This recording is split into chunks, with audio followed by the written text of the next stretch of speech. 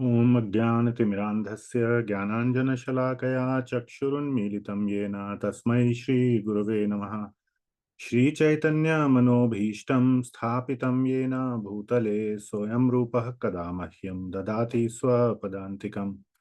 वन्देऽहं श्रीगुरो श्रीयुतः पदकमलं श्रीगुरून् वैष्णवांश्च श्रीरूपं साग्रजातं सहगण रघुनाथान्वितं तं सजीवम् साद्वैतं सावधूतं परिजनसहितं कृष्णचैतन्यदेवं श्रीराधा कृष्णपादान् सहगण ललिता श्रीविशाखान्वितांश्च नमो विष्णुपादाय कृष्णप्रेष्ठाय भूतले श्रीमते भक्तिवेदान्तस्वामिनिति नामिने नमस्ते सरस्वती देवे गौरवाणी प्रचारिणे निर्विशेष शून्यवादी पाश्चात्यदेशतारिणे हे कृष्ण करुणा सिंधो दीनबंधो जगतपते गोपेश गोपिका कांता राधा कांत नमोस्तुते तप्त कांचन गौरांगी राधे वृंदावनेश्वरी वृषभानुसुते देवी प्रणमामि हरिप्रिये वाञ्छकल्पतरुभ्यश्च कृपा सिन्धुभ्य एव च पतितानां पावनेभ्यो वैष्णवेभ्यो नमो नमः।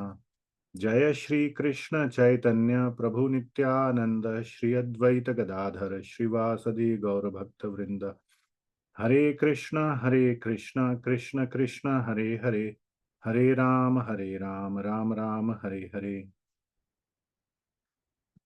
श्रीमद् भगवद गीता की जय। जगत गुरु श्रील प्रभुपाद की जय। Okay. So we will continue with chapter 14. We'll finish this chapter today, most probably. And we might or might not start chapter 15. We'll see.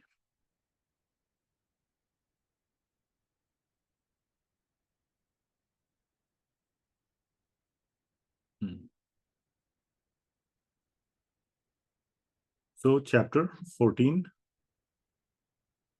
I think slides are visible. Audio is okay. Yes, Prabhuji. Hare Krishna. Yes, Prabhuji. Thank you. So chapter 14, the modes of material nature. And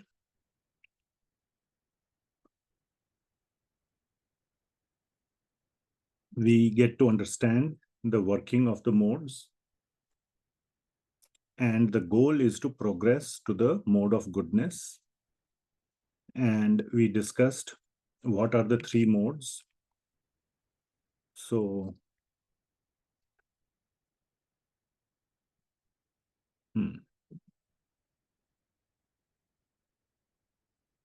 yeah. So all of material nature is made up of the three modes. Now, without going into the physics and all, the main focus of the three modes is how it affects our behavior and our conditioning. So that is the main effect of the modes, especially from the point of happiness, both in the material world and happiness, the spiritual happiness. Ultimately, the function that we need to control is our mind. So the most important effect of the modes or the conditioning is on our mind, which governs our behavior and our actions. So the mind is the main sense organ that needs to be influenced. So the modes, in that sense, have been described from the viewpoint of how they affect our mind or our conditioning, our behavior. So that is the point. So then we discussed this aspect that the modes always keep us bound to fruitive activities. So desires, fulfilling the desires, those desires, the fulfillment of those are in the form of some fruitive results, some material results. Mode of happiness binds one to, or the mode of goodness binds one to happiness. Mode of passion binds us to hankering, lot of desires, and usually devolves into lower mode of ignorance. So one very good way to understand the three modes is to see how we deal with material desires. If we stop and evaluate, oh, I'm not sharing, looks like. Shalu Mataji, that's the thing. Thank you. I thought I was sharing.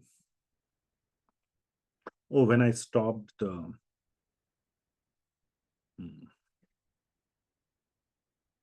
one.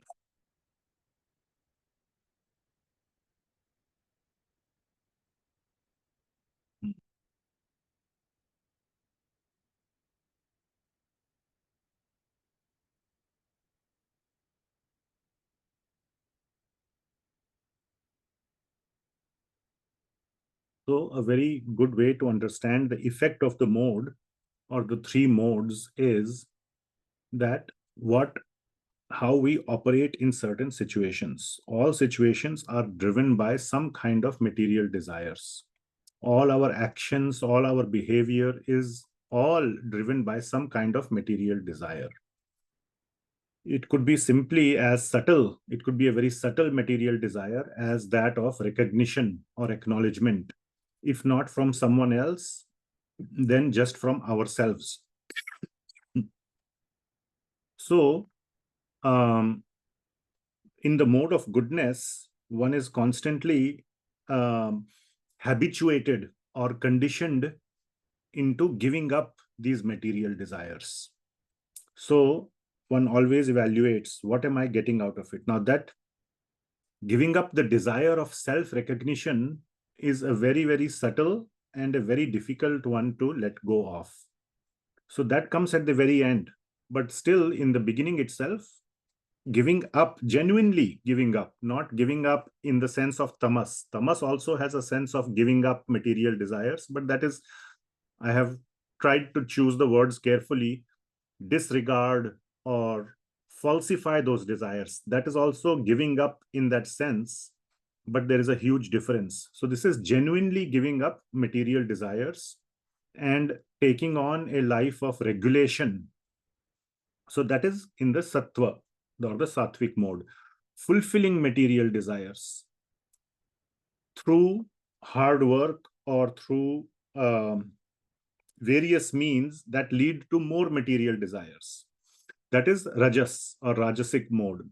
In the sattvic mode, when we genuinely begin to give up material desires or practice to give up material desires, then new material desires do not come up, or smaller material or more subtle material desires develop, but the more um,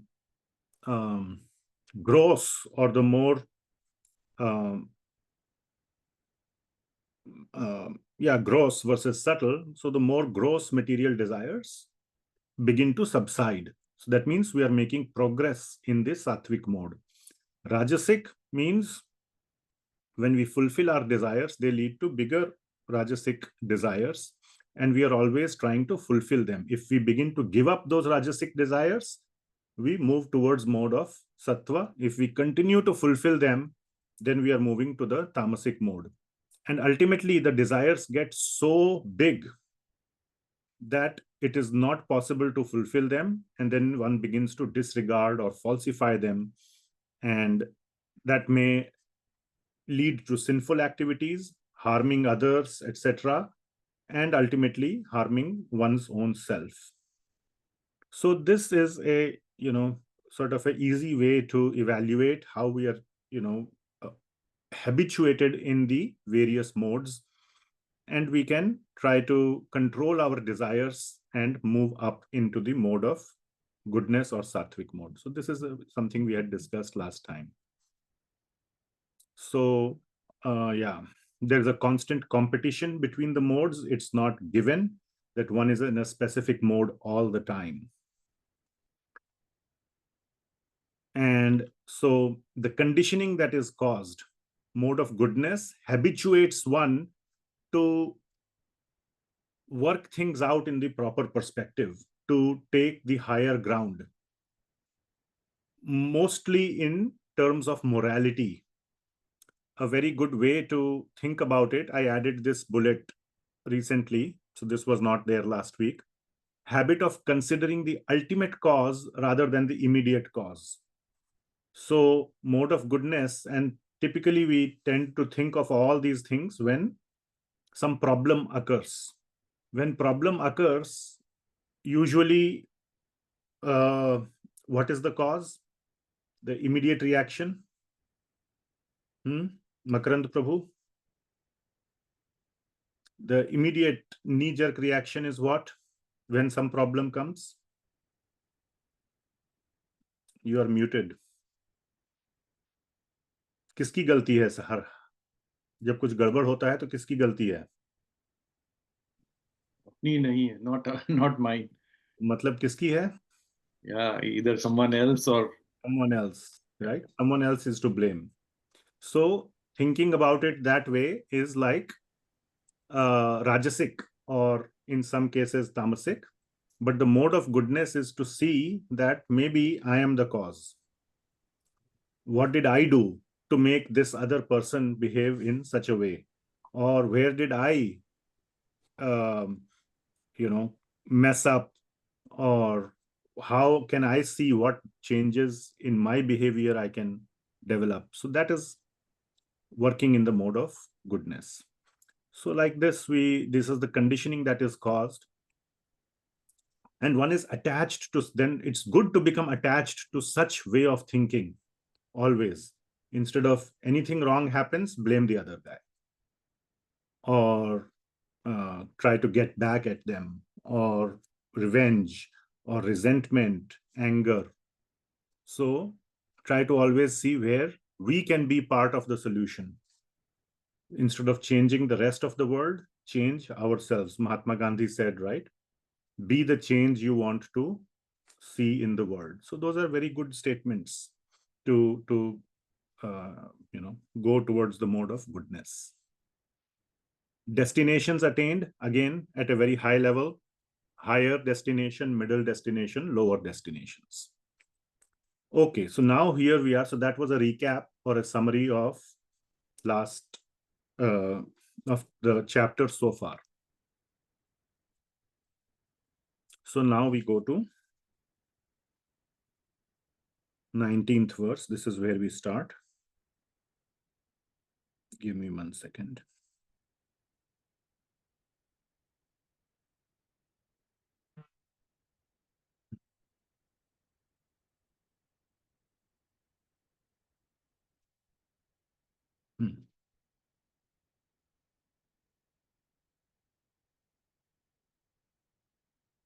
Okay. So 19th verse, let's read it. Everybody has the book. Very important to have your book. So 19th verse.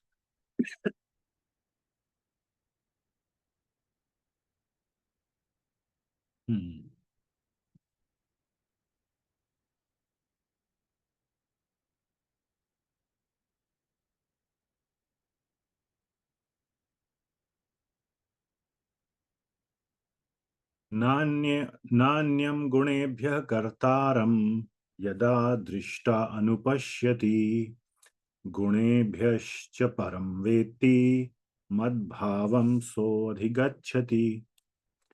So this is saying basically that how to transcend, not how, but this verse is telling us to transcend the modes, that one must or one should transcend the modes. One should go beyond these modes. So what this is saying, na anyam gunebhyah kartaram. So the second line is yada drishta anupashyati. To see like this is the real way of seeing, or is the correct way of seeing. Anupashyati means sees correctly. Or anu has two meanings: continuous and better or best. So anupashyati means one sees in the best way. How? Na anyam gunebhyah kartaram. That nothing else is at work or is operating other than the gunas. Na anyam gunebhyah. The three gunas are in operation or at work, and nothing else is at work. In all the material actions and all the material desires, material conditioning within oneself, if one sees that, oh, it's the modes, so one should distance oneself and say that, yes, this is my conditioning. Seeing first that I am the cause, and not only I as the soul am the cause, as the Jivatma, but it's the conditioning that has occurred over the millions and millions of lifetimes that is causing me to behave like this. And that gives us an access to reverse it, to condition it in a different way. Gunebhyascha param veti. And one who knows that one should go beyond the modes. Veti means to know, param means to go beyond. So going beyond the modes is what is actually required, because all the three modes are binding. Now, one thing important, I did not probably say it explicitly or loudly in the last class. So let me say it more explicitly. Especially in Kali Yuga. We are in Kali Yuga, right? You cannot transport yourself into Satyug at this moment. You have no access. In Kali Yuga, the mode of goodness is highly unstable. It is the mode of passion, and as Kali Yuga will progress further, right now we are almost at the borderline of Dwapar and Kali Yuga. Only 5,000 years have passed. Kali Yuga has long way to go. 400,000, 4 lakh more years plus 428,000 to be on precise. So as the Kali Yuga will progress, the tamasic mode will become predominant. Right now, the rajasic mode is predominant. That is what is known as stable equilibrium. Stable equilibrium means everything gravitates to that point. Okay, I had explained this in one of the previous videos, like a stable equilibrium, like I don't know, in a like a inverted cup is unstable. You try to put a ball on top of an inverted cone, it will not stay. After long trying, you can maybe make a ball sit on top of a cone, inverted cone, like inverted ice cream cone. It will stay there for 2 seconds, little bit wind or some vibration, it will fall. And that wind and vibration is the environment, and that is Kali Yuga.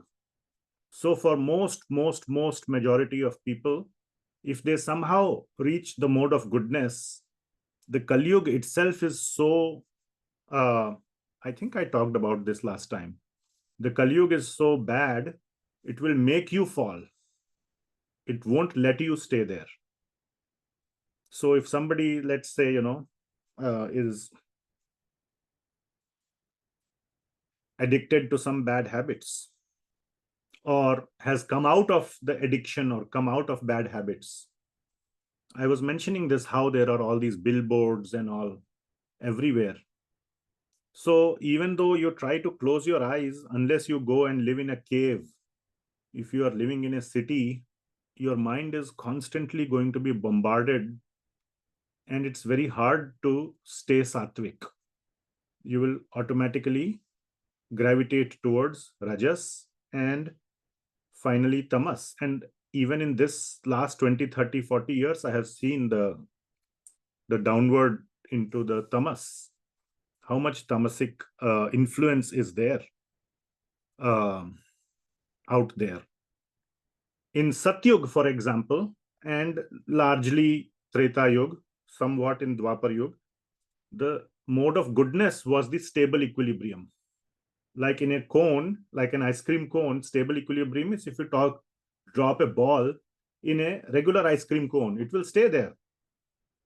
There is no way it will come out of the ice cream cone. It will stay inside. That is called stable equilibrium.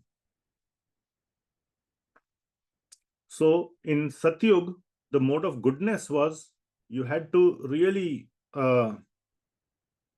live in a among 24/7 among bad people to become conditioned to become tamasic or rajasic. So that is the difference. So Kali Yuga has that propensity, and like it or not, we are in Kali Yuga, so we have to protect ourselves. And it's not that we will naturally go into Satyug after 400,000 years. We could get transported into a different yuga in a different location where Kali Yuga is going on. So our conditioning continues. Only those people will be born in Satyug whose past conditioning and karma allows them to be in Satyug. So one should not also think that, okay, I'll just keep cycling with the cycle of with the kalpas, with the cycle of time. So knowing all this and seeing like this means that one is actually seeing. So gunebhyascha param vetti, and once one is able to see like this and take action according to it, mad bhavam so adhigacchati. Such a person attains mad bhavam, my nature. That's what Krishna says, which means he attains liberation. So English translation by Srila Prabhupada: when one properly sees that in all activities no other performer is at work than these modes of nature, and he knows the Supreme Lord who is transcendental to all these modes, he attains my spiritual nature. So let's look at these slides. So transcending the modes is the topic now till the end of the chapter. So now till the 18th verse, the modes or the theory of the modes has been described nicely. But Krishna is saying, I just described it so that you can know your enemy, so to say. Knowing the enemy is very important. The point is not to stay with the enemy. The point is to defeat the enemy or go beyond the enemy. So gunas are like the enemy or the material nature. But the point is not just to stay in the gunas or in the highest guna, the most friendly enemy. He's still an enemy. Okay. So once one should realize that, vetti, gunebhyascha param vetti, that one should go beyond the modes. So that modes make up our body, and the most important part of our body that governs our spiritual progress or even material progress is our habits and conditioning, not the size of our muscles. Okay, unless you are a wrestler, your material situation will not improve if you have a good body. Good body means good habits, good conditioning, good state of mind. And one should see the modes in action. And that itself, the ability to see the modes in action is itself you are progressing towards the mode of goodness. See our habits and conditioning in action. That's what it means. And practically, these two red bullets are very practical. I try to apply them. Sometimes I'm successful. Mostly I fail. But whenever I'm successful, the end result is happy. So the very practical, stop for a minute and analyze your behavior. Whenever you see you're being a jerk, try to stop yourself. Remind yourself the last time you were being a jerk, and it will help you to overcome the situation. Recall the theory of the workings of the modes and everything else in Bhagavad Gita. So recall Bhagavad Gita. And that is why it is very important that we stay invested in Bhagavad Gita. Bhagavad Gita is pretty long, 700 verses. It's not possible. I have been teaching Bhagavad Gita for 15 years or more. Still, I cannot always put all the verses. Like if somebody asks, tell me a verse about this concept, or tell me all the verses in Bhagavad Gita related to this concept, I may miss a few verses. I may be able to tell only a few, or something like that. Or in a given situation, which verse to apply, which teachings to apply. the ability to even apply, to think of Bhagavad Gita in the most severe situations. All this requires a constant investment, a constant sangha with Bhagavad Gita. So doing the Bhagavad Gita course one time in one's life will make you aware, but to really apply it, a constant association with Bhagavad Gita is very necessary. Constant association with Bhagavad Gita and constant association with those who know and apply Bhagavad Gita, both. So recalling the theory of the working of the modes, or recalling how Bhagavad Gita or what Bhagavad Gita teaches us. And by this real knowledge of the modes, one is able to go beyond or transcend the modes.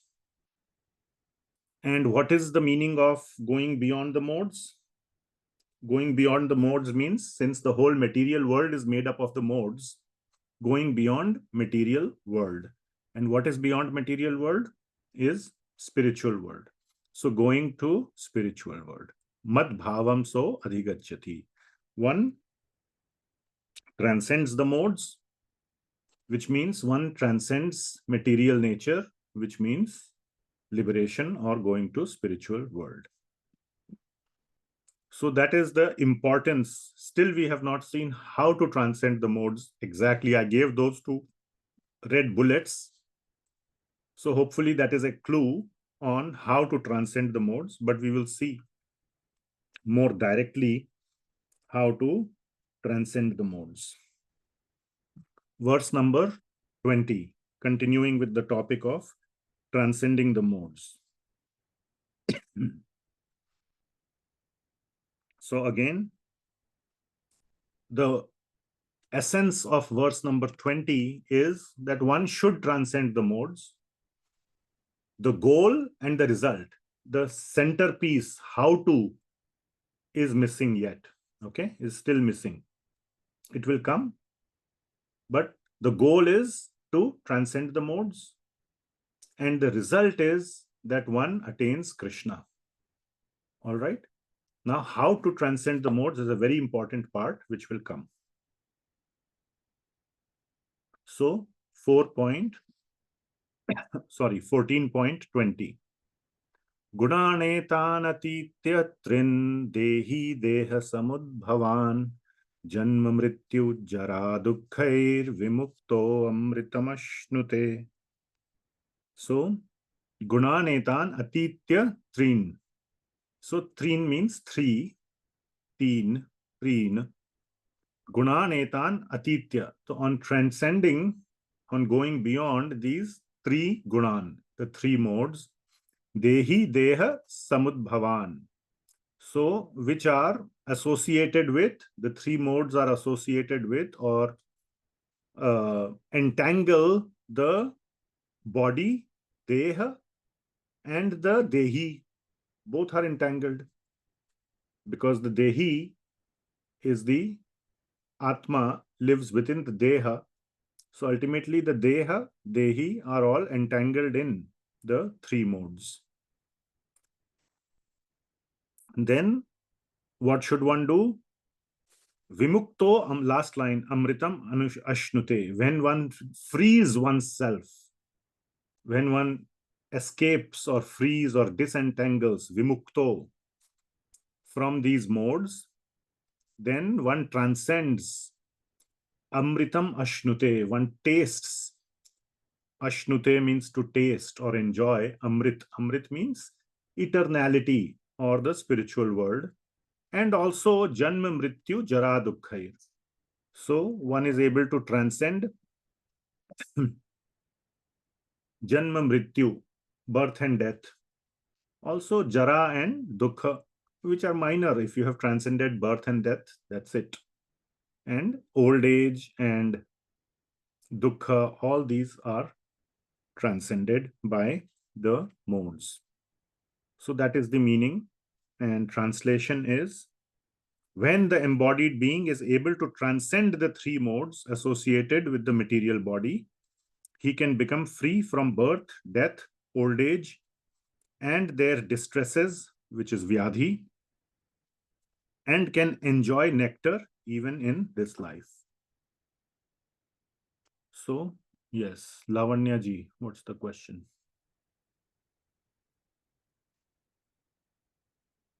Okay, we'll continue. Why is sattva guna also included in this, like transcending the gunas, three gunas?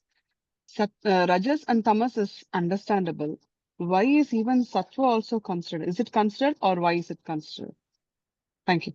It is considered, and we have been explaining that for last 2 times. So I'll summarize the problem with sattva guna. Definitely, it is way, way, way better. And I have a slide which shows a concept also. So you can wait for that one as well, or you'll get more understanding when we come to that slide. I call it the airport slide. But before that, one needs to understand. So first of all, sattva guna is way, way better than rajas and tamas. No doubt about it. But as Bhagavad Gita has said, all the 3 modes are binding. They keep one bound to fruitive results.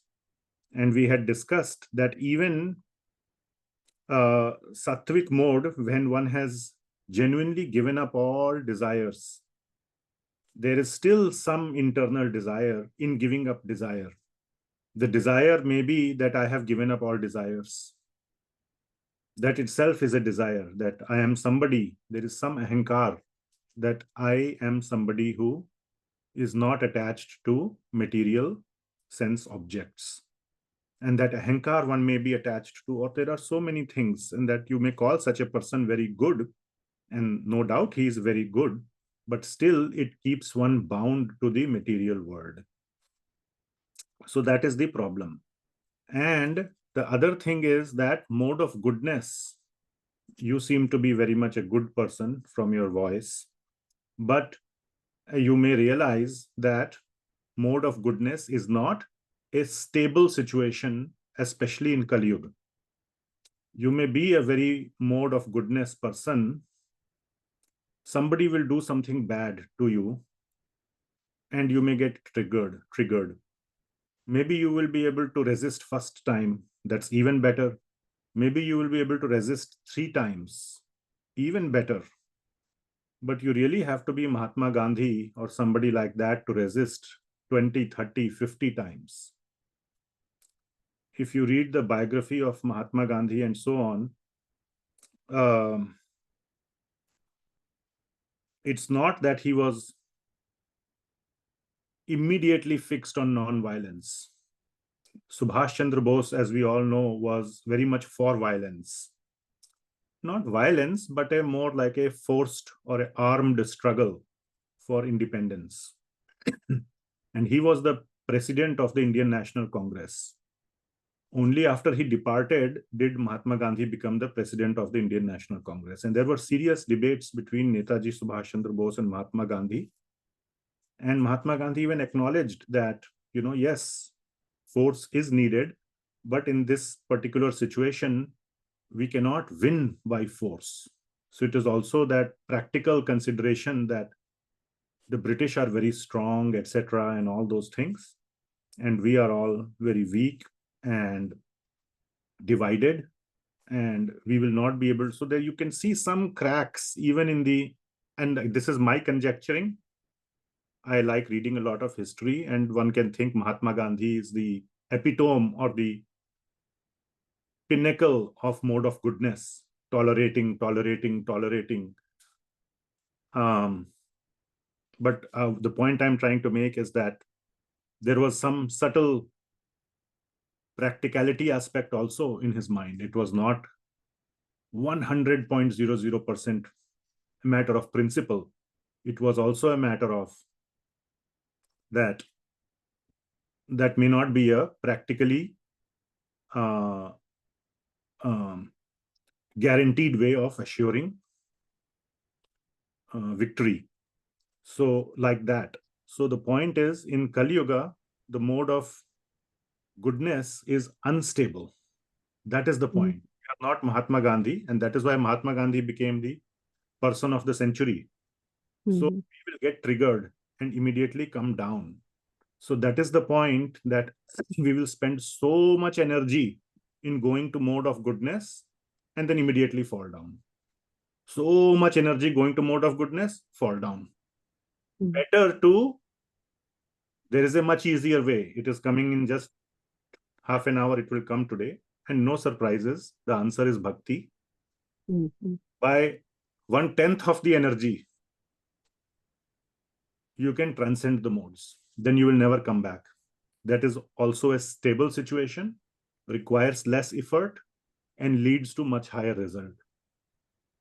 So that is the point of the chapter that we are going through. So does that answer your question? Why mode of Yes. is not? Yes, Chief. Yeah. Yes, Chief. I mean, you can strive to get to mode of goodness. You can strive for it. Try to become Mahatma Gandhi, no doubt. If every person But on the planet becomes Mahatma Gandhi, it will be a very happy place. But for one person, if you see Mahatma Gandhi himself, who was all for non-violence, not only he died in a very violent way, he did not die peacefully in his sleep, like we mm, want to die. mm, More than that, if you were to ask him, he was not happy with what the outcome was. The outcome mm, was more violent. More people were killed in the partition than mm. by the British. Yeah. So what was the result of all the mode of goodness? Mm, mm, And till today, the killing is happening. mm, mm. So Right. hopefully you can see that in Kali Yuga, the mode of goodness is very, very unstable state. Unless everyone becomes Mahatma Gandhi. Yeah. Yes. And that will happen, but it will happen after 400,000 years. And that is the Right. definition of Satyuga. That's Mm, what mm, Mahatma Gandhi wanted Ram Rajya. And Ram Rajya is Satyuga. Treta Yuga, technically, but Satyuga. mm. So yes, All goodness. we can Mm. then in that situation, mode of goodness will become the stable equilibrium. So you can wait for Satyuga. Thank you, sir. Or you can do Bhakti in Kali Yuga. Choice is yours.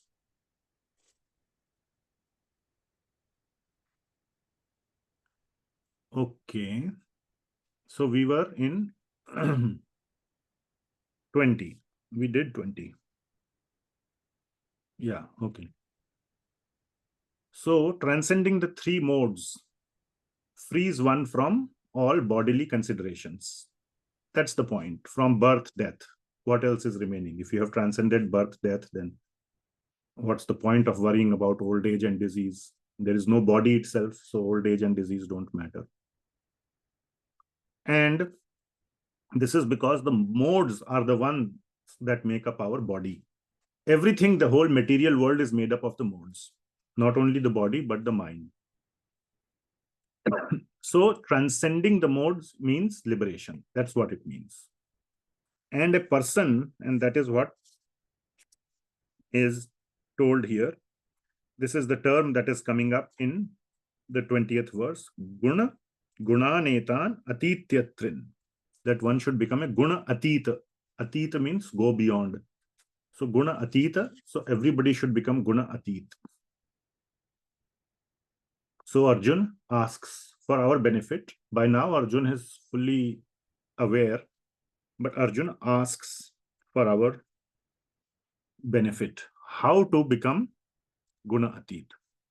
Before that, he asks another thing, that what is the...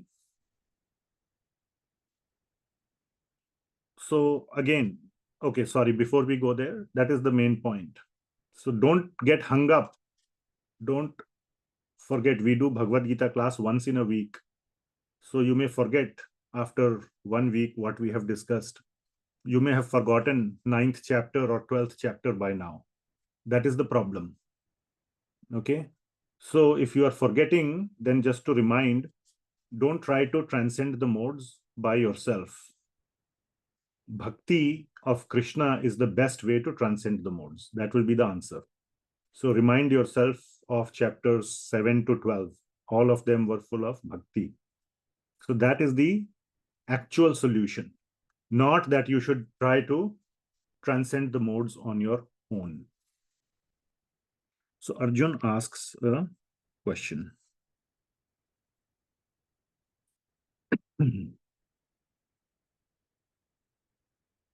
Arjuna uvacha कैर्लिङ्गैस्त्रीन् गुणानेतान् अतीतो भवति प्रभो हिमाचारः कथं चैतांस् त्रीन् गुणान् अतिवर्तते. So Arjuna is asking a question now. Kai linga. Linga has many meanings. I looked up in the Sanskrit dictionary. One of the meaning of linga is symptoms or the signs. What are the signs? Chinha. So what are the symptoms of Trin Gunan Etan Atito Bhavati? So for one who has become Guna Atita Bhavati, one who has become transcendent to the three modes, what are the chinha or the signs or the symptoms? Linga. Kim Acharaha Katham Chaitams. What are his Acharana? Acharaha means behavior. So symptoms and behavior. Symptoms and behavior. Okay, so that is these two lines. And then the last line is Trin Gunan Ativartate. How to transcend. So symptoms, behavior of ateet, not just mode of goodness. Okay, ateet, how to become a guna ateeta. So that is the question that Arjun asks, very important question. So Arjuna inquired, so how to become a guna ateeta person, which means how to transcend the modes. So that is a key question that is being asked. So translation is, and Arjuna inquired, "O my dear Lord, by which symptoms is one known who is transcendental to these three modes? What is his behavior? And how does he transcend the modes of nature?" So here comes that airport slide. Okay. So the concept is that so why are we discussing all the modes if the whole point is to transcend the modes? Why do we need to learn about the modes? It's like, if you want to prevent yourself from getting burnt, why do I have to learn all the properties of fire? I just stay away from the fire. You will prevent from getting burnt. Why you need to do a whole PhD on the fire? So that is in that situation, fire and all. But we are in the modes. We are in the fire. So the question now, we need to understand the modes because we need to get out of the modes, get out of the fire. So better to understand it because there is a one particular mode from where it is simplest or best to get out. And that is mode of goodness. Even bhakti is best performed by those in the mode of goodness. For multiple reasons, and we can do one whole 2-hour class on why mode of goodness is the best platform, is the best level for performing bhakti. Just very briefly, I will just say that first of all, the mind is freed up. It's the amount of bandwidth the mind can absorb or mind can take. If the mind is full of other desires, then it is very hard to desire Krishna. What is bhakti? Ultimately, bhakti is to desire for Krishna, or the desire to please Krishna, or the desire to serve Krishna. These are the desires, all related to Krishna. So if the mind is full of other desires, how many desires can you have? You tell me. How many desires can you have? Not many, no? How do you evaluate what do you desire most? Think about it. I'll give you 30 seconds. How can you diagnose? How can you detect what do you desire most? Think about it. And then one or two people can share.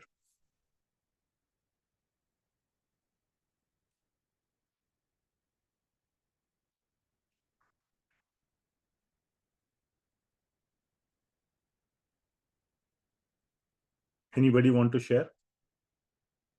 How to detect? Don't tell me your desires. The question is how to detect. The question is about the method. Anybody? Search history of Google. Search history of Google. Yeah, what have you been searching for on Google? Okay, maybe that's not for me.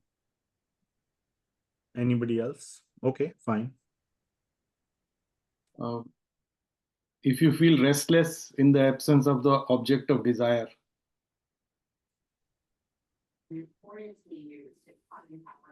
More, I want something more practical. That is little, I feel, abstract.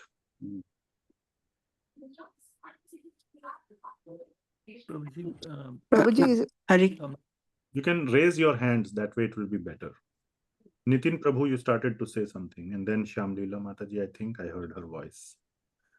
So, probably practically, maybe we can see where we are spending most of our time and energy towards it. Maybe it is, say, office promotion or earning more money. Promotion. Practically, our time and effort. Sometimes time is already spoken for. It is forced on us. I feel. Somebody may have a very strenuous job, 10, 12 hours, but he's forced to do to make ends meet.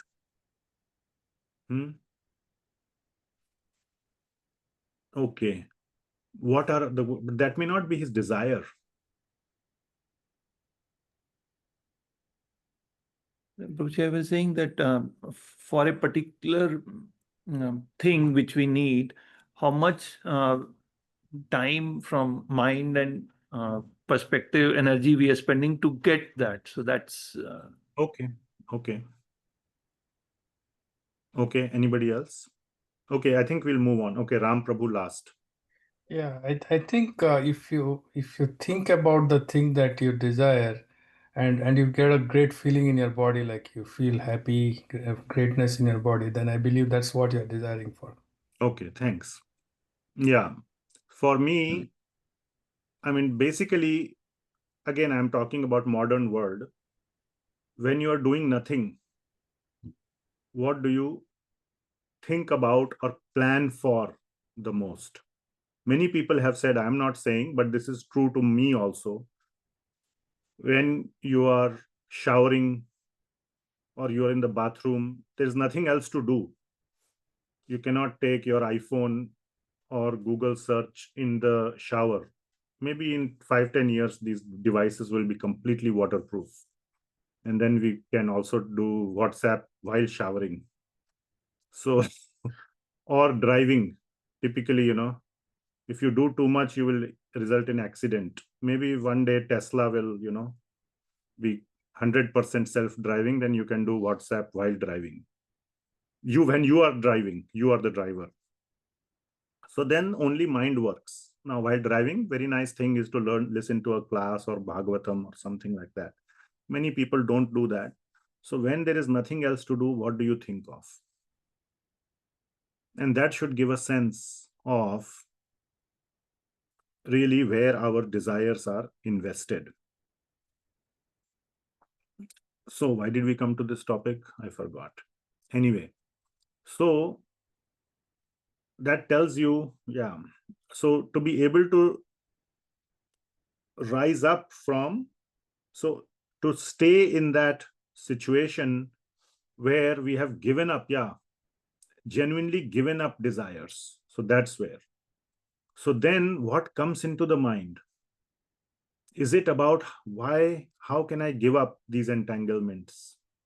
Or how can I put more time, more focus towards Krishna if that is what you're constantly thinking of all the time, why am I doing this hard work? Why am I doing all these other things? I have small time left in my life. I should rather, if that kind of planning is going on, not about, oh, stock market is going up, oh, this company is offering better salary, oh, my friend got better job in this company, let me, whatever, that house or this, or, whatever, all this other planning. So instead of that, if one is planning for how to give up all these material desires, what have I gained from all this, then one is moving towards the mode of goodness. And the mode of goodness is the best platform. Yeah, so this was the point. With all these desires going on, it is very hard to fit Krishna as our desire. That's the point we were starting with. How many desires can you have in your mind? Very few. And if the desires are all occupying, material desires are occupying one's mind, it's very hard to fit Krishna or desire for bhakti. So in mode of goodness, the key point is to genuinely give up desires and then replace those desires with desire to serve Krishna, to do bhakti. And that is why mode of goodness is the best platform to do bhakti and get out of the modes, to become guna ateeta. Just like the best place to catch an aeroplane is the airport. You can sometimes catch an aeroplane from outside the airport. You have seen that in Tom Cruise movies or wherever, James Bond movies maybe. But for most people, if you want to get into an aeroplane, you have to get into the airport first. So airport is the best platform to go higher, and the aeroplane can take you higher. So being in the mode of goodness, it is much easier to do bhakti. Not only easier to do bhakti, but easier to do bhakti in the proper way, in the proper mood, not just externally. Otherwise, bhakti can also be done with mode of passion. To have this kind of, to show, that's called show off bhakti.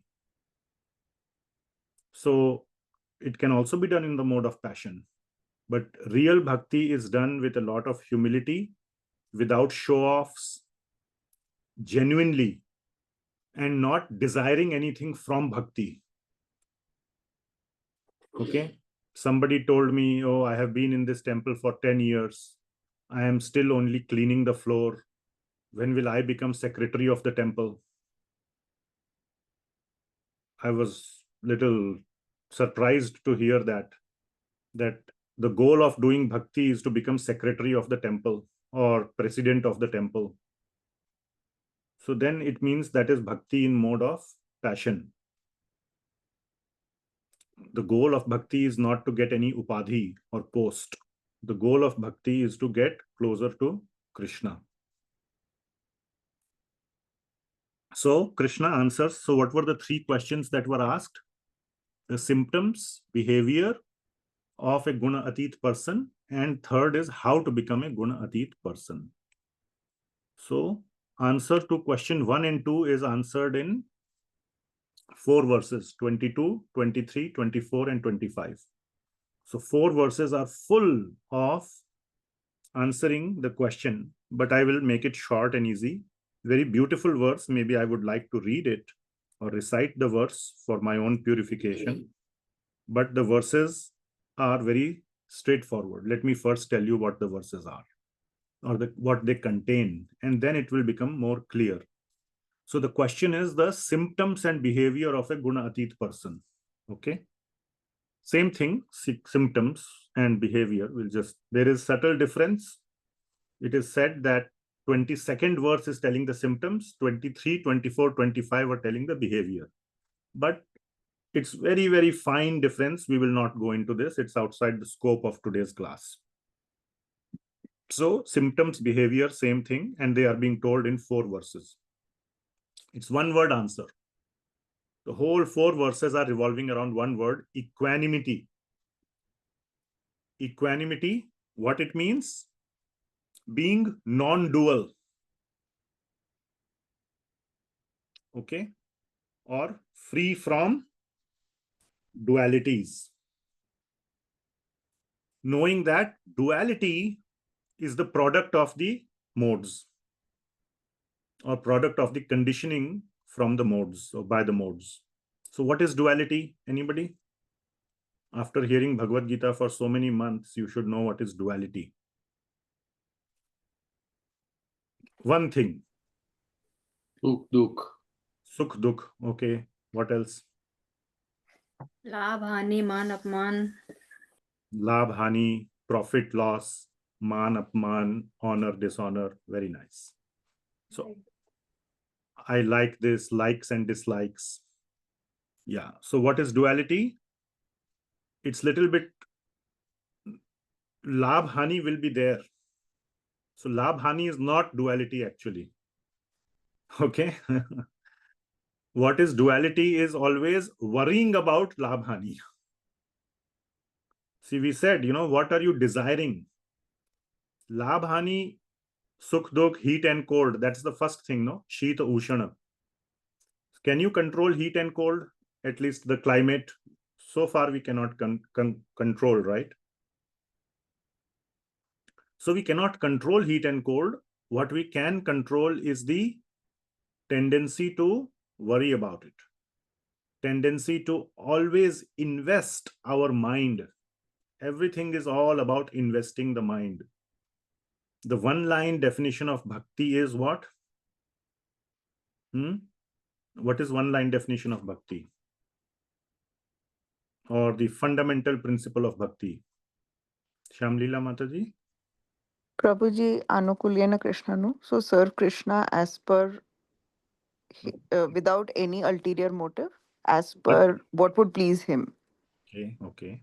What is the one-line criteria for bhakti? अन्य अभिलाषिता शून्य प्रभु I was thinking where more No about more desire. the mind. Tasmat kenapi upayena manah niveshayet. Always invest the mind in Krishna. Satatam smartavyah Vishnu vismartavyam na chatuchit. Always think of Krishna, never forget Krishna. Yes, and also anyabhilashita shunyam, with giving up all other desires. Anukulyena, favorably. Krishna anushilanam, serve him always. So, okay, investing the mind. So duality means investing the mind in everything else. What is that everything else? All these things. Duality.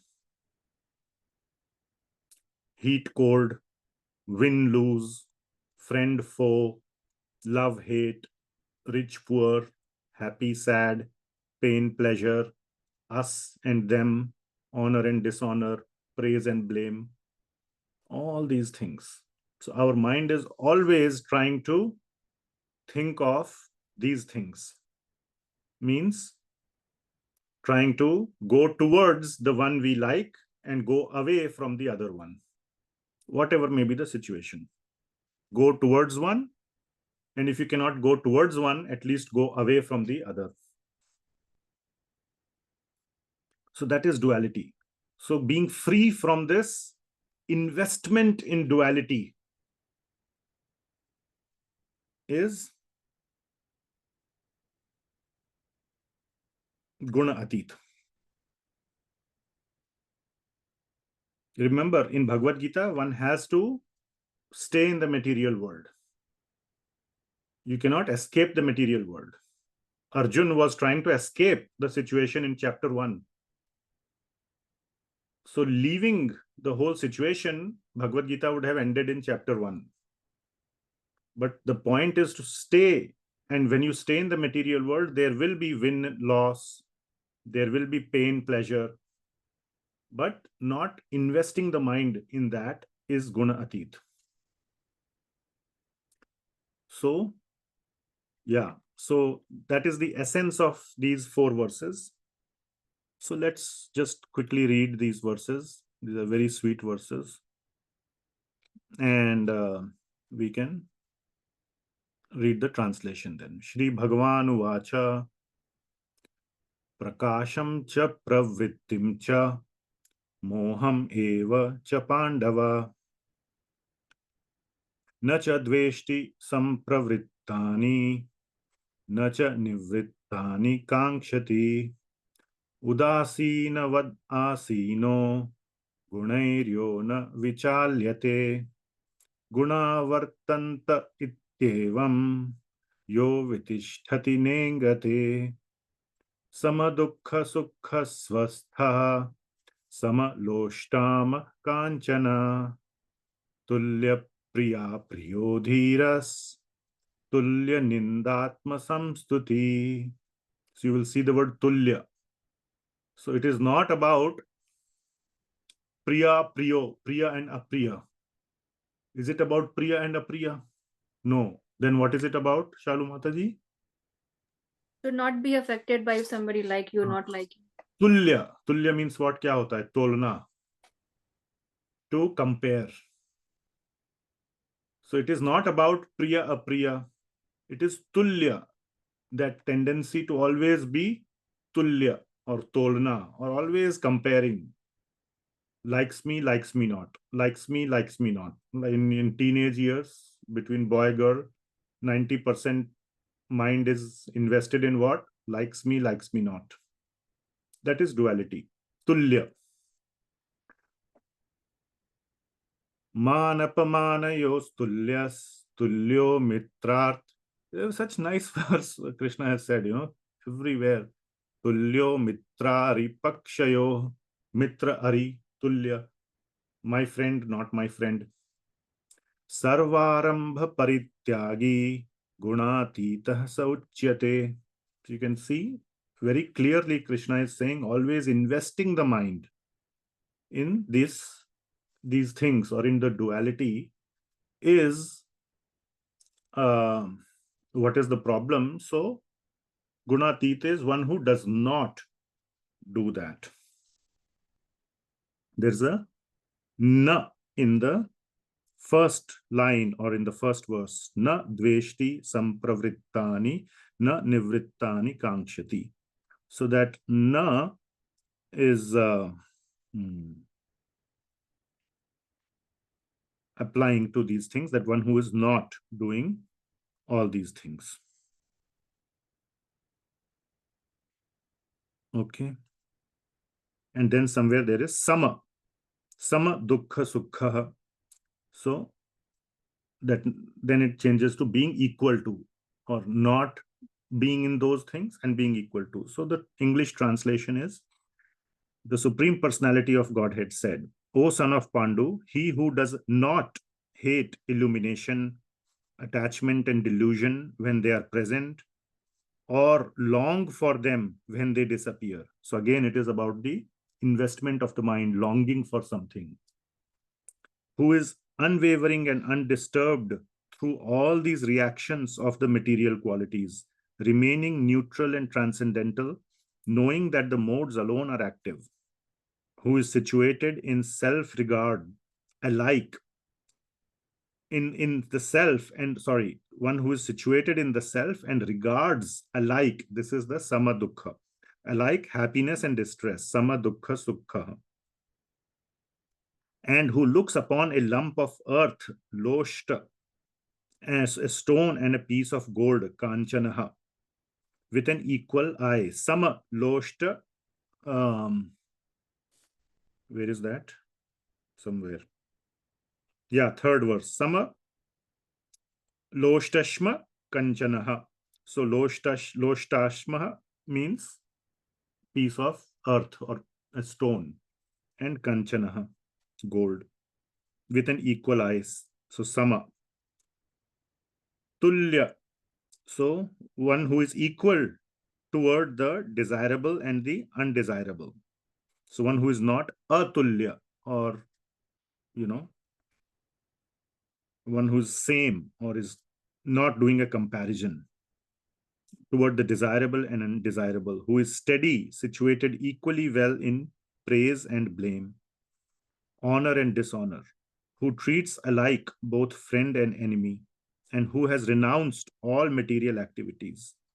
Such a person is said to have transcended the modes of nature.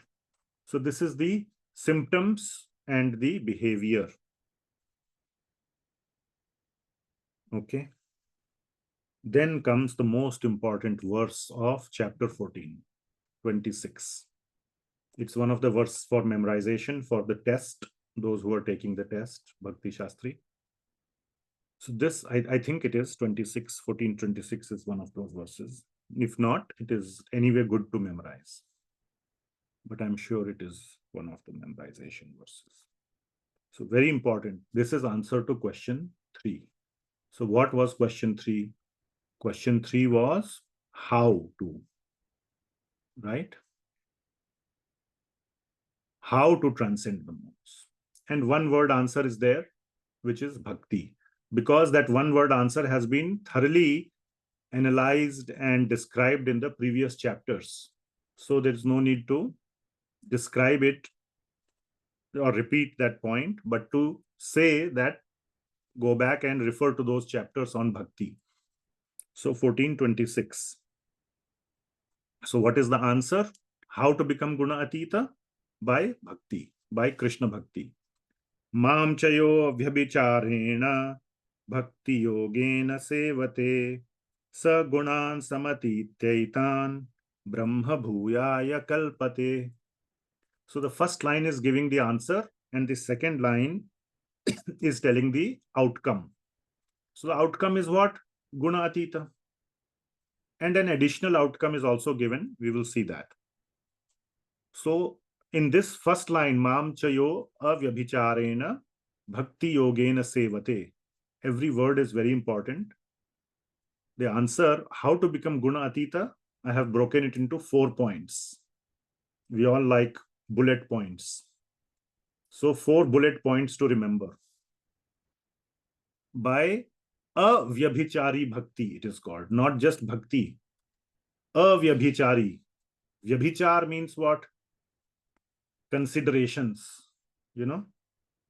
like vyabhichari mitrata, conditional friendship.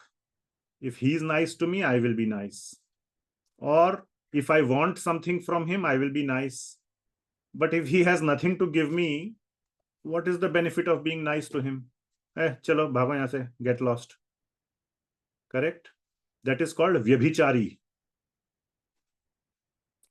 Conditional or situational, circumstantial, or depending on profit and loss. Avyabhicāri means none of those things. Unbroken and unwavering.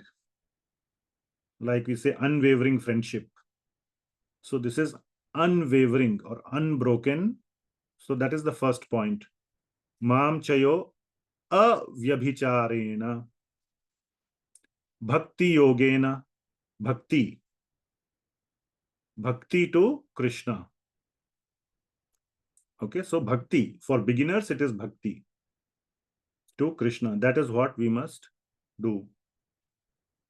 And which includes sevate, to do sewa bhakti. Bhakti which is full of sewa. Which includes service to who? To Krishna. Mam. Krishna is speaking. So mam cha avyabhicārena bhakti yogena sevate. And what is the result? Sa gunan samatityaitan. Samatityaitan means one transcends ateeta, samatitya, sama ateeta. So guna sama ateet etan. One becomes guna ateet. And brahma bhuyaya kalpate. One attains the Brahman realization. Now that is little surprising. Why it says brahma bhuyaya kalpate? That one becomes eligible for Brahman realization. So I will explain that. And Krishna will also explain in the last verse 27. So English translation, one who engages in full devotional service. This is Bhakti Yogena, or devotional service. Service word includes sevate. Unfailing in all circumstances. That is avyabhicārini bhakti. Avyabhicārena. At once transcend. So again, so devotion, bhakti is there, service is there, and unbroken or unfailing is there. To Krishna is implied, mam. Okay. So to me, it should say to me or to Krishna, but that's fine. At once transcends the modes of material nature. Sa guna sama gunan sama ateetyaitan. At once transcends the modes of material nature. Brahma bhuyaya kalpate, and thus comes to the level of Brahman. So before we go into discussion of Brahman and why that is coming here, how to do sewa through bhakti yoga. So let us have a little bit of a recap. I want few devotees to share, raise your hands. How to render service to Krishna. Some nice, thoughtful, brief answers. Just to remind all of us how to do this, how to render service to Krishna.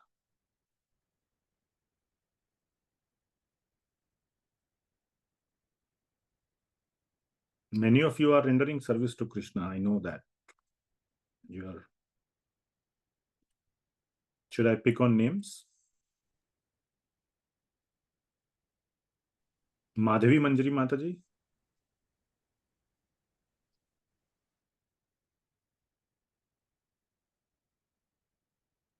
Madhav Gauranga Prabhu. Hare Krishna Prabhuji. How do you render service to Krishna? Because I know you render very nice service, so I'm asking you. By doing the deity service, offering bhoga to him. With what mood also you can share, that will be nice. With mood of adasya, that's okay. We are servitor and we are here to serve you all the time. Yes. Yeah, so worshipping the deity, doing seva of deity. Very nice. Anything else? Okay. Somebody else? Okay, Shamlila Mataji.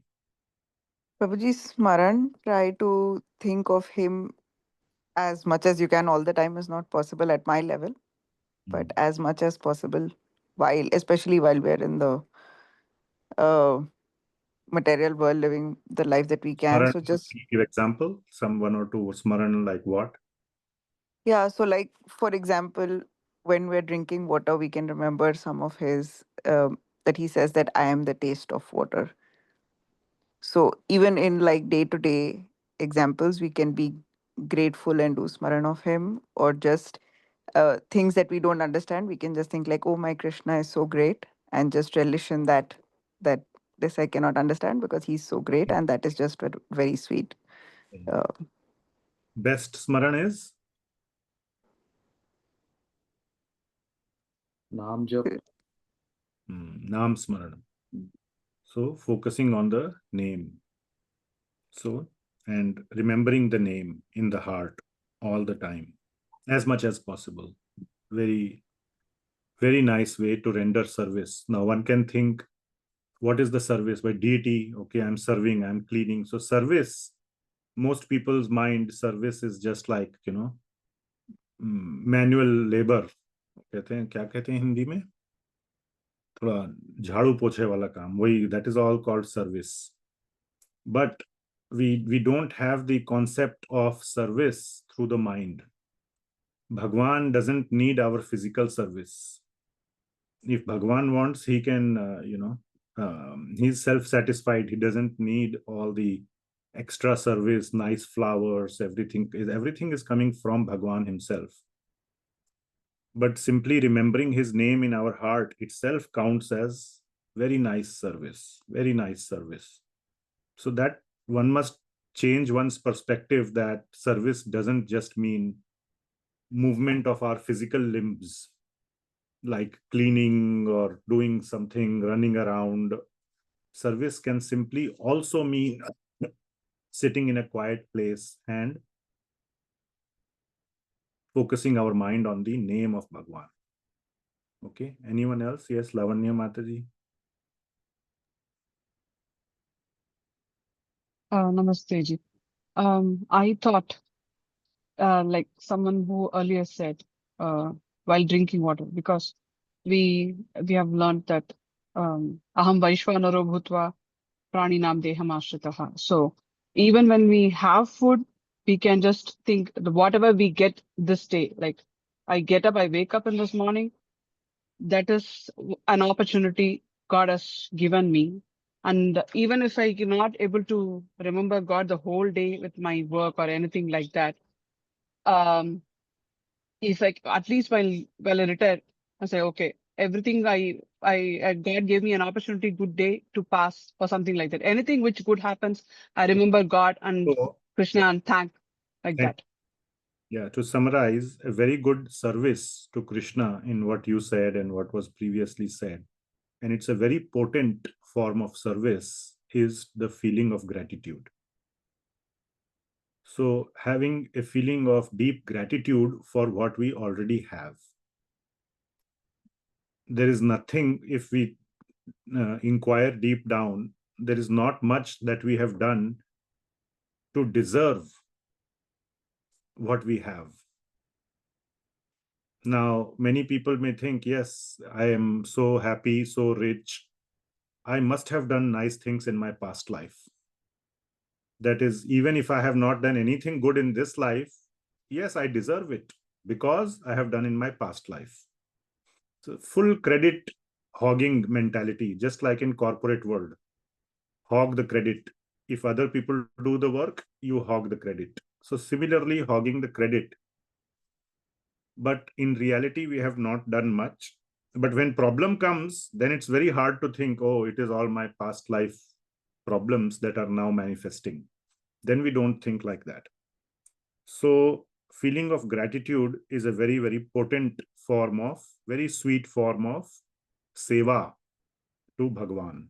Simply feeling of the offering of gratitude, the offering of one word called thank you to Bhagawan is very, very nice way of doing service to Bhagawan. Okay, anything else? There are so many nice devotees here. Can you please say what you do for rendering service to Krishna?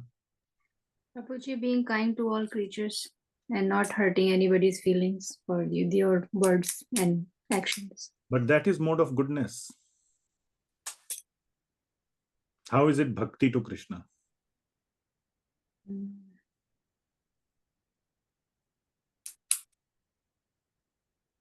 I'll think about it. Think right now. How there is some change in consciousness that you can do.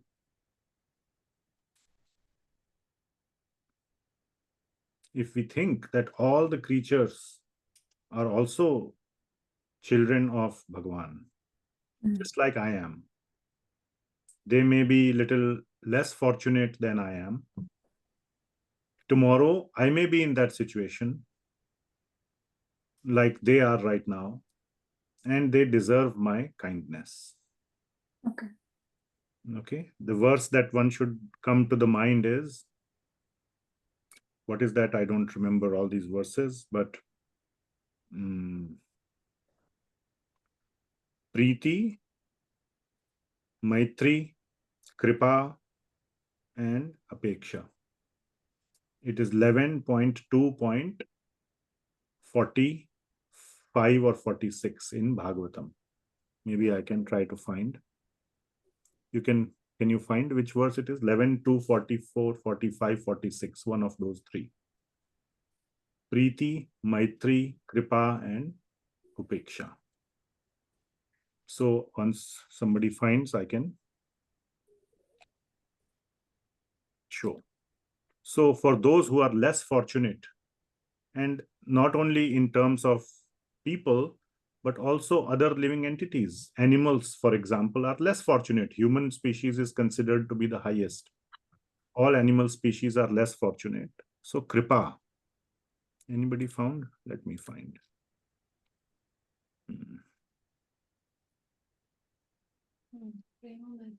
Which one? 46, yes. Yeah. So,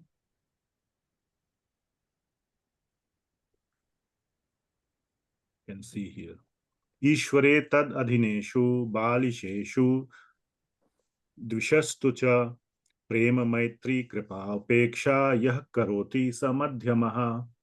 So this is describing a madhyam adhikari, not uttam adhikari. Uttam adhikari sees everybody as equal, so he cannot differentiate. But this one is doing some discrimination. But Ishvare tad adhineshu balisheshu dvishatsu, who is dvesha, he behaves with these four people in four different ways. To Ishvara, he has prema. Tad adhineshu, to his devotees, he has maitri or friendship, which means he considers them at very high level. So maitri, become their friend. Balisheshu means children, balisheshu, but also it means those who are less fortunate or less intelligent. That is the meaning of balisheshu, means who are less than you. That is kripa. And dvishatsu means one who is against Bhagawan. Upeksha means avoid them. But anyway, the point I wanted to bring out is for those who are less fortunate than us to show kripa. So, but thinking of them like children of Bhagawan and then showing our compassion and kindness. So that way compassion and kindness becomes bhakti and brings one to the level of a very good madhyam adhikari. Okay. Yes, Shamlila Mataji, something else? Yes, Prabhuji. So, like Mataji said, but in like chapter 12, Bhagwan is saying that this person becomes very dear to me. So, maybe we could also have that consciousness that I want to do this because then Bhagwan is saying this person will become dear to me. Very nice. So one can remember chapter 12. Okay, many other ways to render service. I'm surprised nobody brought up things like the 5 limbs of bhakti, which is Shravanam, Bhagavat Shravanam, Naam Kirtan we talked about, Sadhu Sangha, associating with devotees, and not just associating in Sadhu Sangha, it also means associating with devotees who are more advanced than us and rendering service to them. Tad vidhi pranipatena, pariprashnena, sevaya. So, upadekshanti te jnanam jnaninas tattvadarshinaha. So, where is this verse from? Which literature? Gita. Okay. Which chapter? And you cannot say. Yeah. Oh, sorry. Which chapter? 4th chapter. Prabhuji. Okay, good. So you remember. So 4.34 from Bhagavad Gita itself, that to the Jnanis, we must associate with such people and not only pranipat, pariprashna, but seva we must do. So not just seva to Bhagwan, serving the devotees of Bhagwan is also a form of seva. Okay, so we talked about Bhagavat Shravan, Naam Kirtan, Sadhu Sangha. We talked about deity worship, Madhav Gauranga Prabhu said, and Mathura Vas, living in holy places. And if we cannot live, then at least visiting holy places. So then there are so many other ways to serve Bhagwan. And like this, and the most important ingredient is prema or priti.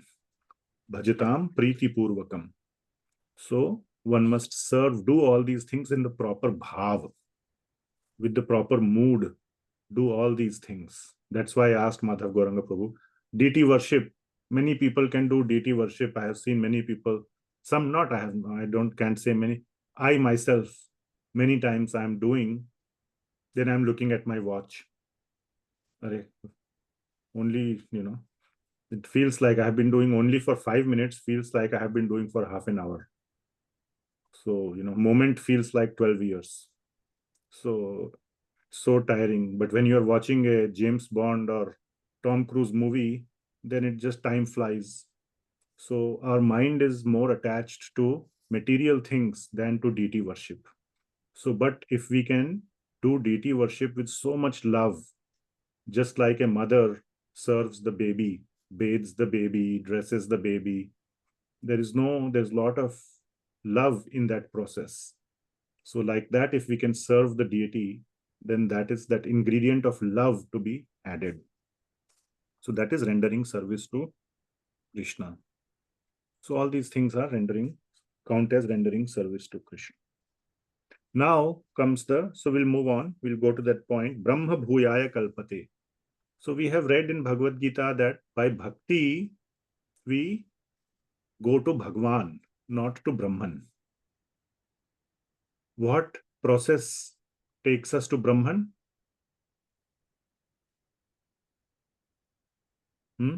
What process takes us to Brahman? Impersonal. Jnana. So that is the one word answer. Jnana yoga. So Jnana yoga takes us to Brahman. So why is it said here that bhakti, by doing this avyabhicāri bhakti with sewa, will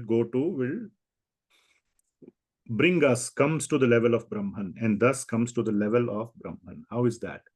The point being made, Lord Krishna is indicating that the benefits of all the paths of service by avyabhicharini bhakti, one is not devoid of the benefits of any of the other processes of bhakti, including that of jnana, yoga, karma, etc. And there is a very nice verse which is there in the Srimad Bhagavatam, which says this. We were reading this earlier today. Yat karmabhir yat tapasa jnana vairagyatascha yat yogena dana dharmena shreyo bhir itarairapi sarvam mad bhakti yogena mad bhakto labhaten jasa svargapavarga madhama kathanchid yadivanchati. Very nice verse. I will explain. So the two verses, again, Srimad Bhagavatam, 11th canto, 20th chapter. So please remember this. Very nice chapter on bhakti. And what it is saying is that yat karmabhir. So first verse 32 is saying all these processes.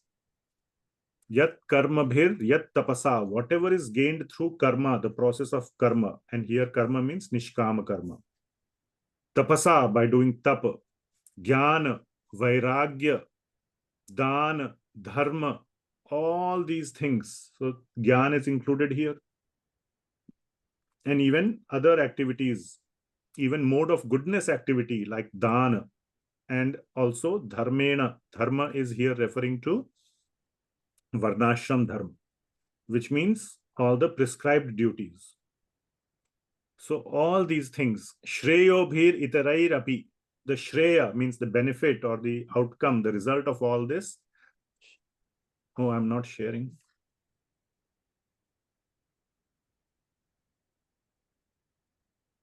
Shreyo bhir itarairapi. The benefits of doing these processes. Sarvam mad bhakti yogena. All these benefits, sarvam mad bhakti yogena, by doing my bhakti yoga. Okay, now Krishna is talking to, who is Krishna talking to here?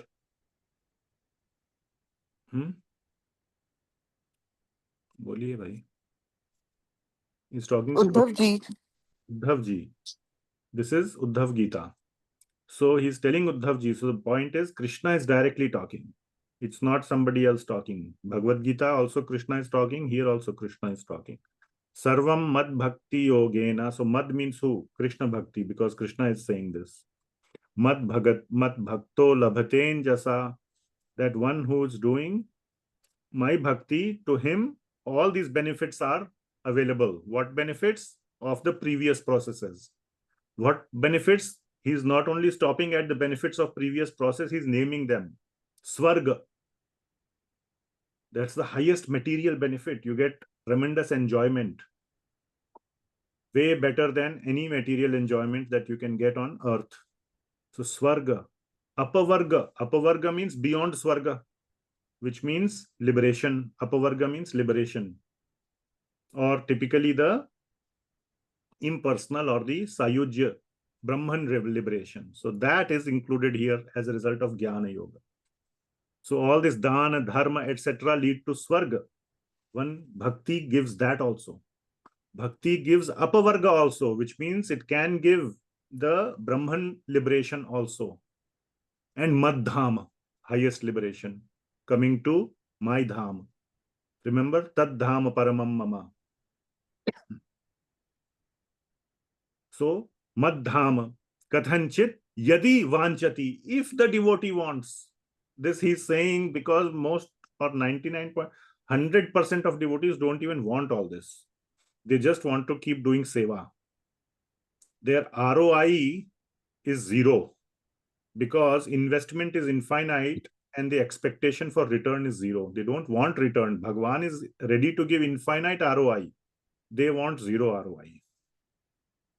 They don't want anything in return. That is why Bhagawan has to forcibly add yadi vanchati.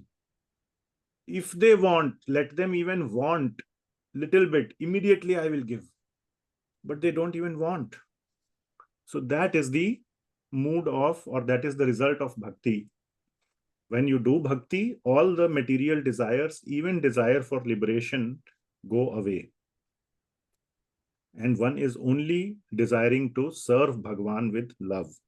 So that is bhakti. And that is why in the 27th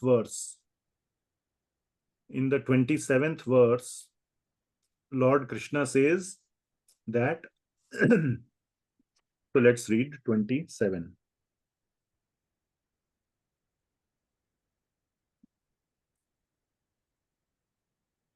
Brahmano hi pratiṣṭhāham amritasya avyayasya cha shashvatasya cha dharmasya sukhasya ekantikasya cha. I am the basis of the impersonal Brahman, which is immortal, imperishable, and eternal, and is the constitutional position of ultimate happiness. So, Brahman, I am the Brahmano hi pratiṣṭhā aham. I am the basis of the Brahman. So when he comes to the level of Brahman, such a person automatically gets Brahman, but he also gets me. That is what is directly what we discussed in the previous Bhagavatam verse. That a bhakta sarvam mad bhakti yogena mad bhakto labhaten jasa swarga apavarga madhama. So my bhakta gets all these things. That is the meaning of 27th also, that one gets liberation, but one also gets me. Why? Because Brahman, or one gets Brahman realization, but much more than that. Because Brahman is simply the sort of, I am the basis. Pratiṣṭhā means not, so pratiṣṭhā has two meanings. One is pratiṣṭhā means, what is that? Pratiṣṭhā kya bolenge usko? Prestige. But another meaning of pratiṣṭhā is the foundation on which something stands. So if you buy a house, people say very nice house, but does the foundation come with it? Or you have to pay separately for foundation? Shalu Mataji? Foundation is? I think it's included, Prabhuji. You think? I don't know. It's a long time since you bought the house. You should ask your husband. So Yeah. when you buy the house, the foundation is obviously included. Similarly, when a devotee does bhakti, Brahman realization and Bhagawan are both included because Bhagawan is the foundation.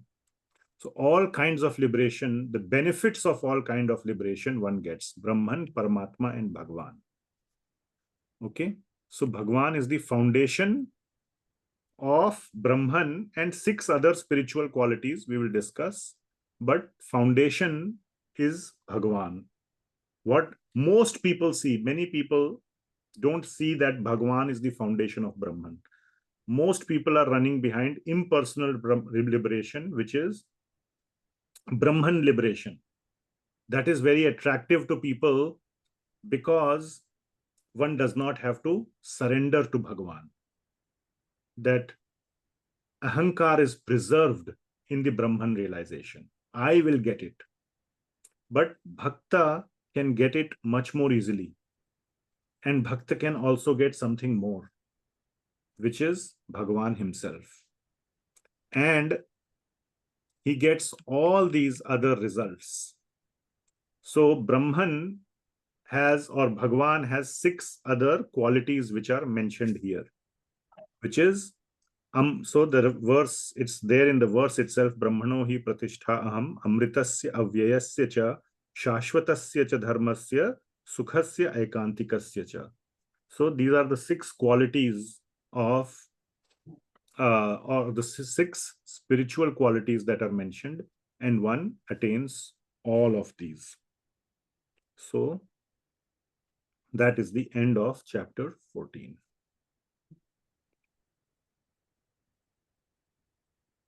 All right. So next time we will start chapter 15. Purushottam Yoga, the yoga of the Supreme Person. Very, very important chapter. It's like, again, a summary of whole Bhagavad Gita. That is why many people recite chapter 15.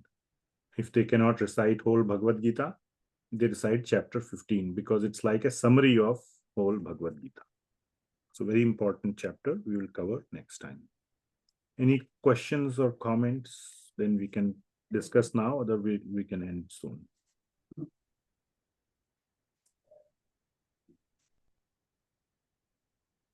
Any questions, comments?